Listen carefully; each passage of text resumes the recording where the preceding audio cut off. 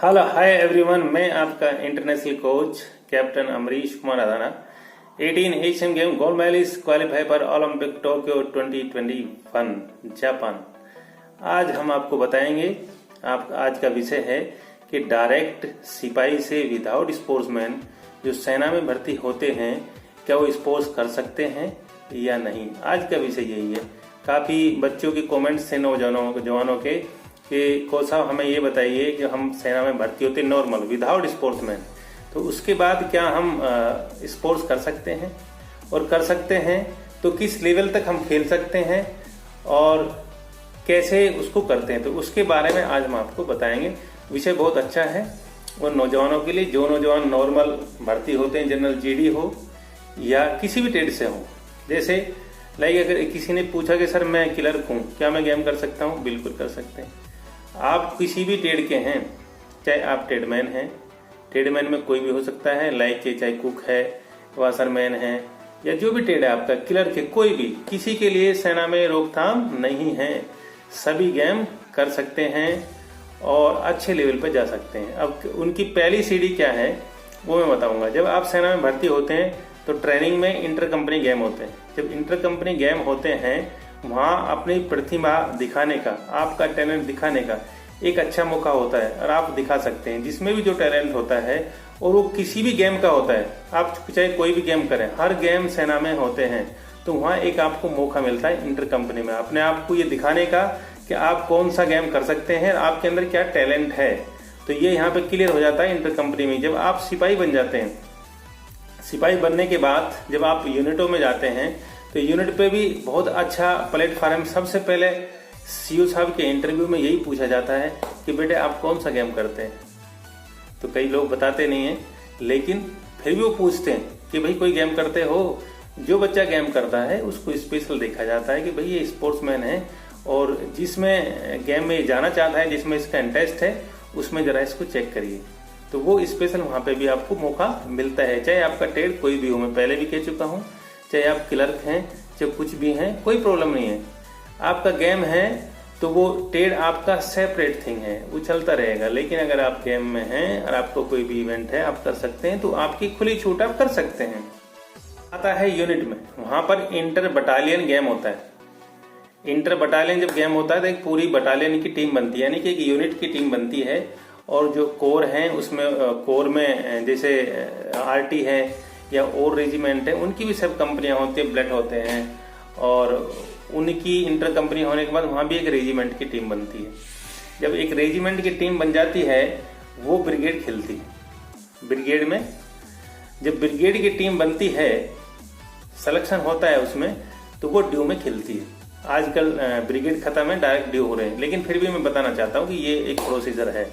जब डिवीजन की टीम बन जाती है, तो डिवीजन की टीम बनने के बाद वो सीधा कमांड खेलती है। कमांड की टीम जब बन जाती है, चाहे आपको कोई भी इवेंट है, तो कमांड की टीम बनने के बाद सीधा आर्मी चैंपियनशिप में जाती है। वो आपका सबसे बेस्ट कंपटीशन अब शुरू होता है आज के लाइफ का। तो आर्मी चैंपियनशिप में जब आप खेलते हैं, वहां पे आपका सिलेक्शन होता है, तो वहां दो टीम बनती है, एक आर्मी रेड और एक आर्मी ग्रीन। जो आर्मी रेड टीम है हमारी, वो स्ट्रॉन्ग और बेस्ट टीम होती है। नंबर 2 ग्रीन टीम होती है। और जब वो टीम में बंदे का सिलेक्शन होता है, तो वो खेलने के लिए कहां पे जाते हैं? सर्विसेज। सर्विसेज कौन सी टीम होती है? तीनों सेनाओं का जो कंपटीशन होता है, इसमें नेवी, एयरफोर्स और आर्मी की 2 टीमें, 4 टीमें हिस्सा लेती हैं। तो नेवी, एयरफोर्स और आर्मी की जब 4 टीम एक साथ हिस्सा लेती हैं और उसका कंपटीशन होता है, उसे बोलते हैं हम इंटर सर्विसेज एथलेटिक चैंपियनशिप, या आपका जो भी है क्रिकेट चैंपियनशिप, या हॉकी चैंपियनशिप, या handball championship, like cross country championship. बहुत इवेंट है, जो भी इवेंट है उसकी इंटर सर्विसेज चैंपियनशिप बोलते हैं। उसकी जो टीम बनती है, अब आता है आपका बल्ले बल्ले, यानी कि आपका जो परफॉर्मेंस, जहां आपके कैरियर का मायने रखता है। जब सर्विसेज टीम में बंदा सिलेक्शन होता है, वो सर्विसेज टीम कहलाती है। जो तीनों सेनाओं की सिलेक्शन होता है, उसमें आर्मी, नेवी, एयरफोर्स सभी का मिलकर के एक टीम बनती है, जिसको हम बोलते हैं सर्विसेज टीम। सर्विसेज टीम जब बनती है, वो खेलती है नेशनल। अब यहां से आपका शुरुआत होती है कि आपके उस जो आप जानना चाहते थे क्या प्रमोशन मिलते हैं, तो जो सिपाही से डायरेक्ट हवलदार बनते हैं वो सर्विसेज से जब वो नेशनल खेलते हैं तब आपको प्रमोशन मिलता है। अब उसका भी एक तरीका है। पहले तो जो सर्विसेज से नेशनल पार्टिसिपेट करता था वो डायरेक्ट हवलदार बनता था, लेकिन आजकल कुछ रूल चेंज हो चुके हैं क्योंकि आधुनिक युग है और जिस तरह से आपका परफॉर्मेंस बढ़ रहा है उसी तरह से प्रमोशन भी थोड़ा टाइट होते जा रहे हैं। तो जब हम सर्विसेज से नेशनल पार्टिसिपेट करेंगे 3 साल में आपको 2 बार नेशनल पार्टिसिपेट करना है। 3 साल आपको दिए, सर्विसेज टीम से नेशनल 2 बार पार्टिसिपेट करना है, यानी कि तीनों सेनाओं की तरफ से आपको नेशनल में 2 बार खेलना पड़ेगा। 3 साल में 2 बार।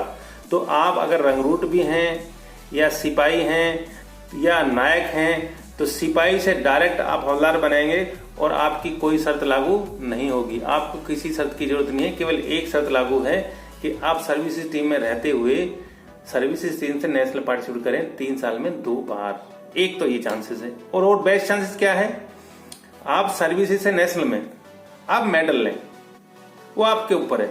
चाहे आप फर्स्ट हैं, चाहे सेकंड है या थर्ड है, तीनों में से कोई सा भी मेडल आप ले लेते हैं तो आप हवलदार बनते हैं। जिस भी इवेंट में आप हिस्सा लेंगे उस इवेंट का कुछ क्वालिफाई रखा हुआ है। जैसे एग्जाम्पल, अगर 1500 मीटर आपको दौड़ना है और पहले साल में आपको हवलदार बनना है सिपाही से, तो 3 मिनट 48 सेकंड में आप दौड़ेंगे और नेशनल में मेडल होगा आपका। थर्ड मेडल की बात कर रहा हूं मैं।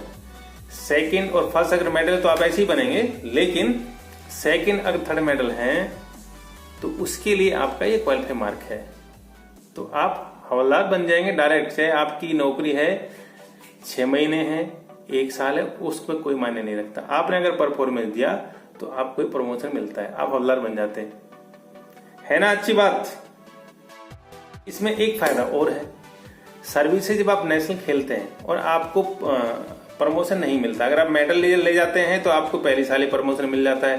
तो यहाँ कोई शर्त लागू नहीं है, बिगर शर्त के एक ही शर्त लागू, आप मेडल लें और अपना प्रमोशन लें। दूसरा, अब आपने पार्टिसिपेट किया तो एक बेनिफिट हो रहा है। जैसे आप पूछ रहे थे कि सर अगर हम गेम करते हैं तो क्या हमारी नौकरी मिलती है? बिल्कुल।